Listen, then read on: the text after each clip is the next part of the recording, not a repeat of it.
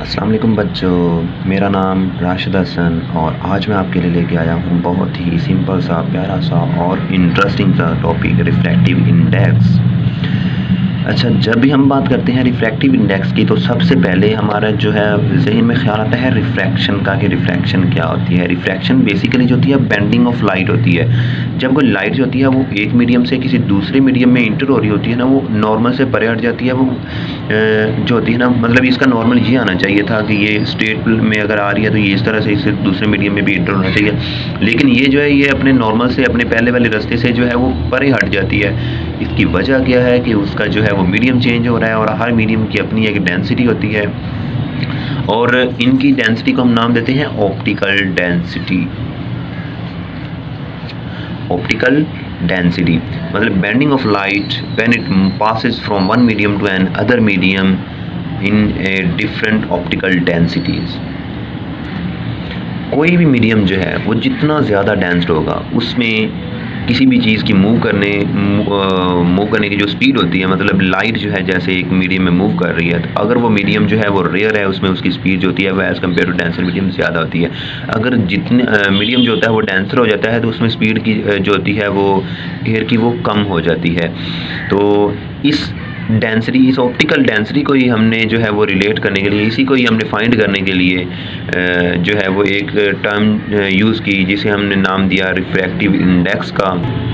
Refractive index का basically हम refractive index को स्टडी ही इस वजह से करते हैं ताकि हम जो है वो किसी भी चीज़ का किसी भी मीडियम की जो है वो डेंसिटी, किसी भी मीडियम की डेंसिटी और उसके अंदर जो है वो किसी भी चीज़ की स्पीड को जो है वो फाइंड आउट कर सकें, अननोन किसी चीज़ को।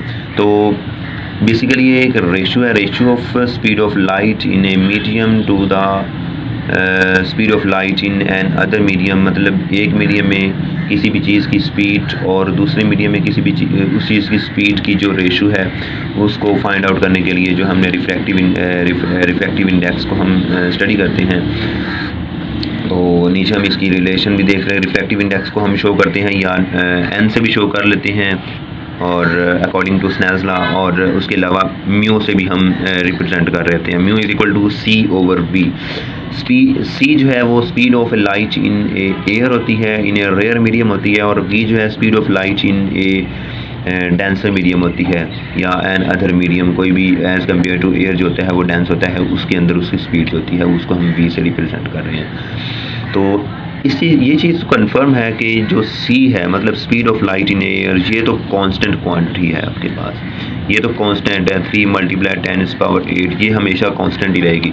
तो बेसिकली जो रिफ्रैक्टिव इंडेक्स है वो किस चीज़ पे डिपेंड कर रहा है? Speed of light in a medium, मतलब उस मीडियम के ऊपर डिपेंड कर रहा है जिस मीडियम के अंदर जिस मीडियम के अंदर जो है वो लाइट फॉल कर रही है। मतलब दूसरे लफ्ज़ों में अगर हम कहें तो रिफ्रैक्टिव इंडेक्स, किसी भी मीडियम का जो रिफ्रैक्टिव इंडेक्स है वो किस चीज़ पे डिपेंड कर रहा है?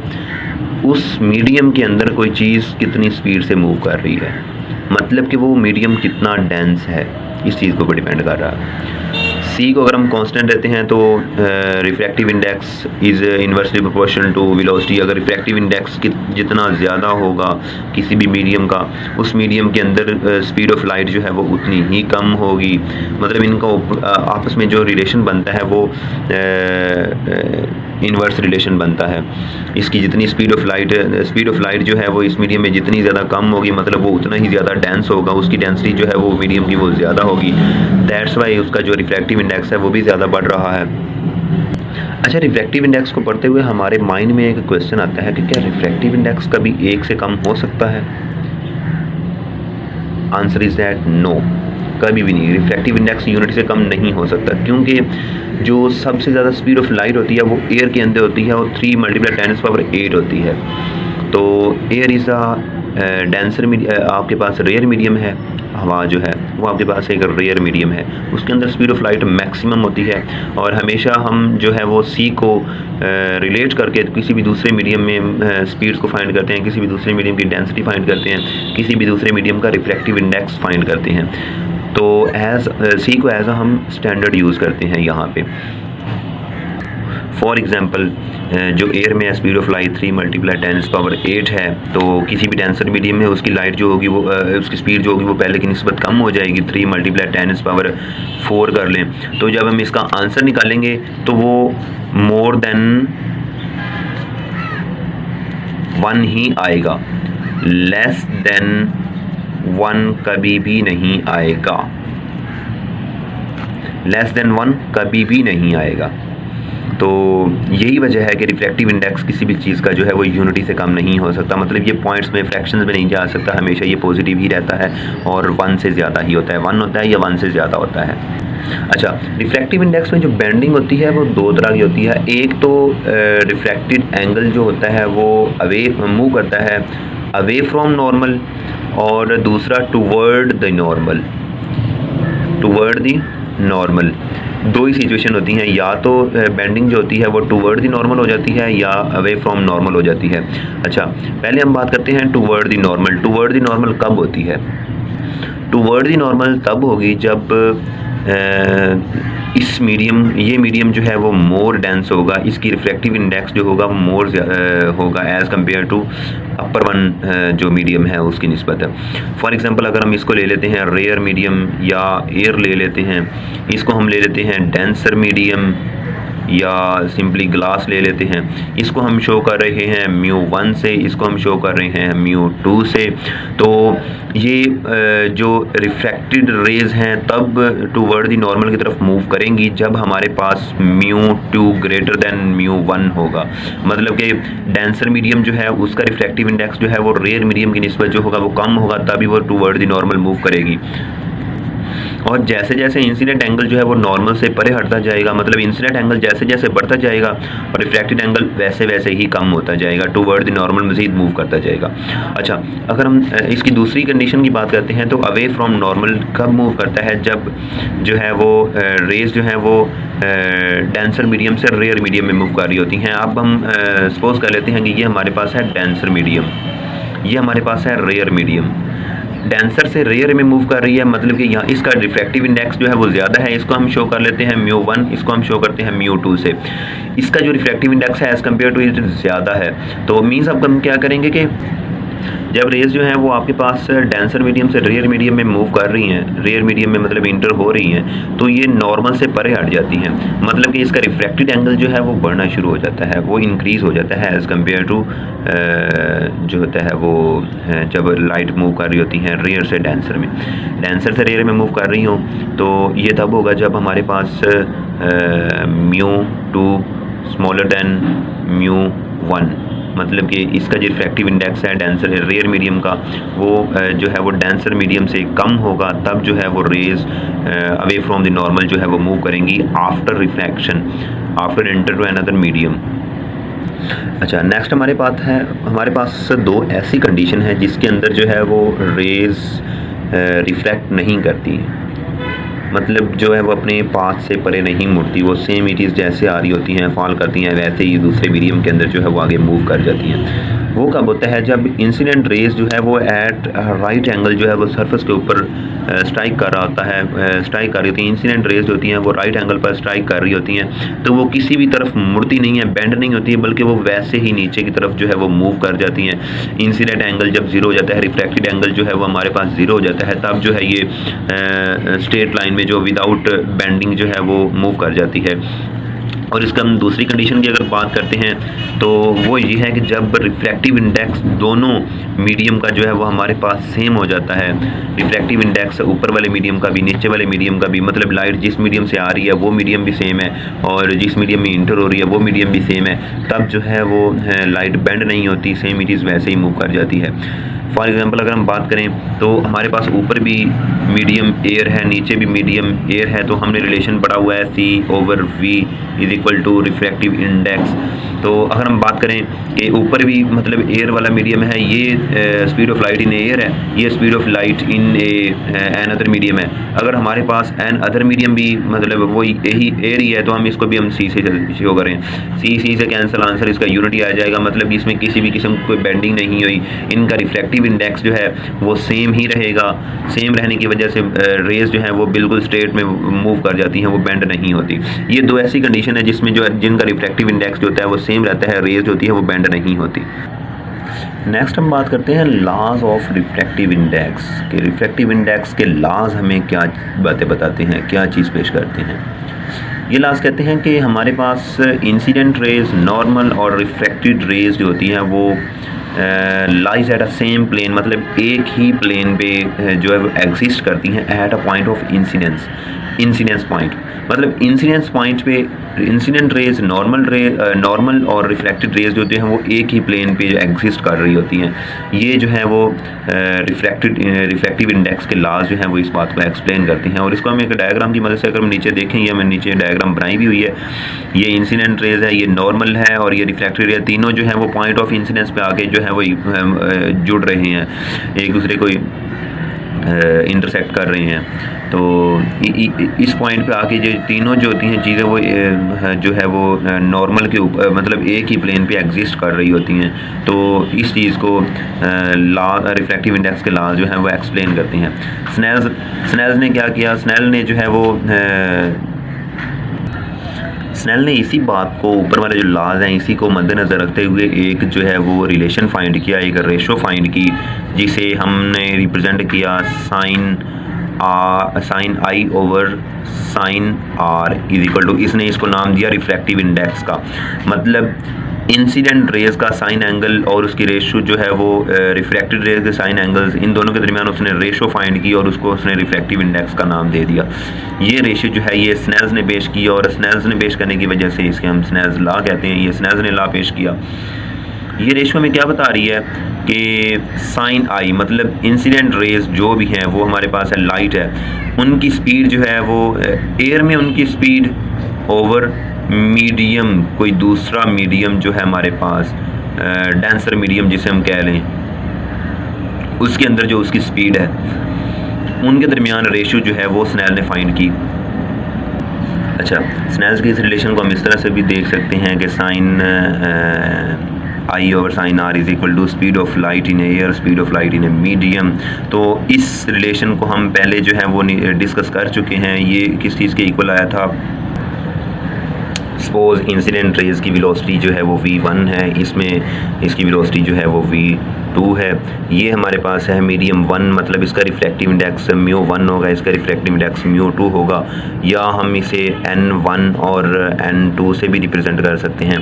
तो यहाँ पे हम देख रहे हैं कि हमारे पास जो है वो दो मीडियम हैं और दो मीडियम के दरमियान अगर हम रेशो फाइंड करें according to refractive index, according to Snell's law के मुताबिक अगर इन दोनों के दरमियान में हम रेशो फाइंड करें तो ये किस तरह से आएगी, n2 over n1 is equal to, ये हमने क्या पढ़ा था, इनका रिलेशन हमने क्या पढ़ा था, c ओवर v, मतलब n is equal to c over v, n या फिर इसकी जगह पे हमने म्यू पढ़ा था।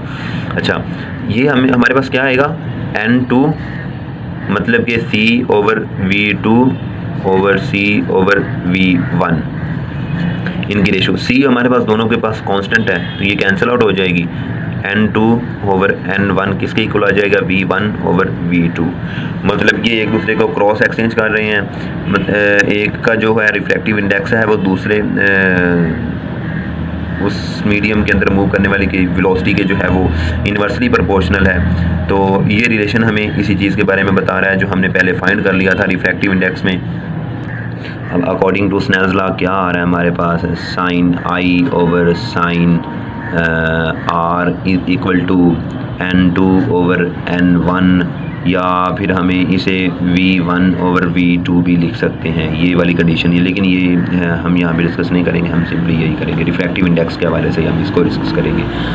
तो इस रिलेशन को जब हम मतलब मज़ीद हम जस्टिफाई करते हैं, मज़ीद हम इसे सॉल्व करते हैं तो ये कि इस तरह से आएगा n1 sine I is equal to n2 sine R. ये रिलेशन हम देख रहे हैं कि किसी भी चीज़ की जो स्पीड होती है एक मीडियम के अंदर, वो for example speed of light in air और उसका रिफ्रैक्टिव इंडेक्स ये आपस में मल्टीप्लाई हो रहे हैं, is equal to speed of light in a denser medium and its refractive index, उसी मीडियम का रिफ्रैक्टिव इंडेक्स इसको मल्टीप्लाई कर रहे हैं। अब हम देखते हैं, फॉर एग्जांपल हमारे पास जो है वो एयर का मीडियम जो है वो हमें फाइंड है, वो हमें मालूम है N1 जो है वो हम जानते हैं कि कितना है वो, फॉर एग्जांपल 1 है, 1 ही होता है, बल्कि एयर का जो है हमारे पास रिफ्रैक्टिव इंडेक्स 1 है, तो 1 को अगर हम यहाँ पे पुट करेंगे 1 multiply sine I is equal to N2 sine R, तो ये है जो किसी चीज़ के इक्वल आ जाएगा। N2 को अगर एक साइड पे ले आएँ, साइन आई ओवर साइन R, N2 जो है वो हमें refractive index of a medium, किसी चीज़ का जो मतलब जिस मीडियम का हमने रिफ्रैक्टिव इंडेक्स फाइंड करना है ये उस चीज़ को शो कर रहा है, तो इस वजह से हम जो है वो इसको N छोटा सा मीडियम डाल देते हैं साथ, N medium is equal to sine I over sine R, इस चीज़ से भी शो कर सकते हैं। ये जो है वो स्नेल्स लॉ है, बेसिकली स्नेल्स लॉ जिसने मतलब इस रिलेशन को फाइंड किया था। नेक्स्ट हम बात करते हैं कि क्रिटिकल एंगल क्या होता है। रिफ्रैक्टिव इंडेक्स में ये बहुत ही ज़्यादा इंपॉर्टेंट होता है क्रिटिकल एंगल, और हम देखते हैं कि क्रिटिकल एंगल बेसिकली ऐसा एंगल होता है जहाँ पे जो है angle of incident right angle पे आ जाता है, मतलब परपेंडिकुलर बन जाता है, 90 के एंगल पे आ जाता है, और इस पॉइंट पे जो है वो एंगल ऑफ रिफ्रैक्शन जो है वो मैक्सिमम वैल्यू तक पहुंच जाता है। तो जब ये मैक्सिमम वैल्यू तक पहुंच जाता है उस पॉइंट को उस एंगल को हम कहते हैं क्रिटिकल एंगल बेसिकली। अगर हम इसको डायग्राम की मदद से देखें तो इंसिडेंट एंगल जो है वो नॉर्मल के परपेंडिकुलर आना चाहिए, मतलब ये इंसिडेंट एंगल जैसे जैसे इस तरह मूव करता जाएगा नॉर्मल से इसका फासला बढ़ता जाएगा, मतलब इंसिडेंट एंगल इंक्रीज़ होता जाएगा, और रिफ्रैक्टेड एंगल वैसे वैसे मज़ीद बेंड होता जाएगा, कम होता जाएगा। जब इंसिडेंट एंगल बिल्कुल इस लाइन के ऊपर आ जाएगा, नॉर्मल के बिल्कुल परपेंडिकुलर बन जाएगा, फॉर एग्जांपल अगर हम नॉर्मल को इस तरह से ड्रा करें और इंसिडेंट एंगल इसके बिल्कुल परपेंडिकुलर आ जाए, ये है हमारे पास इंसिडेंट एंगल, इंसिडेंट रेज, ये बिल्कुल परपेंडिकुलर आ गया। अब यहाँ पे जब ये परपेंडिकुलर इसके साथ आ जाएगा तो जो रिफ्रैक्टेड एंगल है वो अपनी मैक्सिमम वैल्यू तक पहुँच जाएगा, मतलब ये जो एंगल है ये बिल्कुल नॉर्मल के ऊपर आ जाएगा, रिफ्रैक्टेड बिल्कुल नॉर्मल के ऊपर आ जाएगा। तो नॉर्मल के ऊपर आ जाएगा का मतलब ये अपनी मैक्सिमम वैल्यू तक पहुंच जाएगा, इससे आगे जो है वो एंगल नहीं हो सकता, और ना ही रिफ्रैक्टेड एंगल जो है वो मज़ीद आगे इंक्रीज़ हो सकता है। अगर आगे इंक्रीज़ होगा तो वो दूसरे मीडियम में मूव कर जाएगा, दूसरे मीडियम में मूव करने की वजह से वो रिफ्रैक्शन मतलब और चेंज हो जाएगी, वो दूसरा कंसेप्ट आ जाता है, उसको हम छोड़ते हैं। मतलब क्रिटिकल एंगल की हमने बात की, क्रिटिकल एंगल तब वो एंगल होता है जहाँ पे एंगल ऑफ इंसिडेंस होता है वो नॉर्मल के साथ 90 का एंगल बना रहा हो, मतलब एट अ राइट एंगल हो, एट अ परपेंडिकुलर डायरेक्शन में हो, और जो रिफ्रैक्टेड एंगल जो है वो अपने मैक्सिमम वैल्यू तक पहुंच जाता है, तो उसे हम क्रिटिकल एंगल बोलते हैं। अगर हम इसको मज़ीद हम फार्मूला की मदद से अगर हम फाइंड करते हैं तो वो कुछ इस तरह हुआ, हमने रिलेशन पढ़ा है according to Snell's law, N medium is equal to sine I over sine R. For example हम क्रिटिकल एंगल की बात करते हैं तो साइन आई हमारे पास है 90, तो साइन 90 इज़ इक्वल टू 1 होता है, और साइन आर तो refractive index of a medium किसके इक्वल हो गया,